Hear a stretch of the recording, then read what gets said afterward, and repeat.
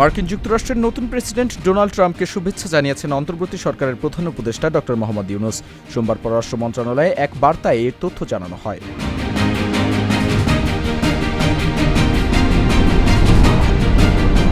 বাংলাদেশে অবৈধভাবে বসবাসরতদের আগামী ৩১ জানুয়ারির মধ্যে যথাযথ কাগজপত্র জমা দিয়ে বৈধ হতে হবে, অন্যথায় তাদের বিরুদ্ধে ব্যবস্থা নেওয়া হবে। দুপুরে সচিবালয়ে আইন শৃঙ্খলা কমিটির বৈঠক শেষে সাংবাদিকদের এই কথা জানান স্বরাষ্ট্র উপদেষ্টা লেফটেন্যান্ট জেনারেল অবসরপ্রাপ্ত জাহাঙ্গীর আলম।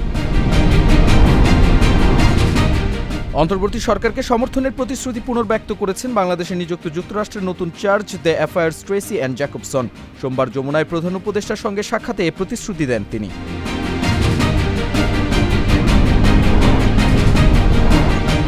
মেডিকেল ভর্তি পরীক্ষায় কোটায় উত্তীর্ণ ১৯৩ জনের ফল স্থগিত করা হয়েছে। সন্ধ্যায় এই ফল স্থগিত করা হয়।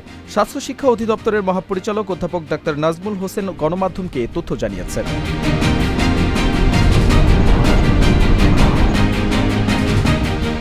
খাদ্য উপদেষ্টা আলী ইমাম মজুমদারকে ভূমি মন্ত্রণালয়ের উপদেষ্টা হিসেবে অতিরিক্ত দায়িত্ব দিয়েছে সরকার।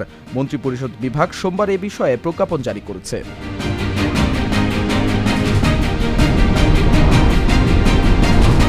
আরজি কর মেডিকেল কলেজ ও হাসপাতালের এক তরুণী চিকিৎসককে ধর্ষণ ও খুনের ঘটনায় দোষী সাব্যস্ত হওয়ায় সঞ্জয় রায়কে যাবজ্জীবন কারাদণ্ড ও ৫০,০০০ টাকা জরিমানা করেছেন কলকাতার শিয়ালদহের অতিরিক্ত দায়রা আদালত।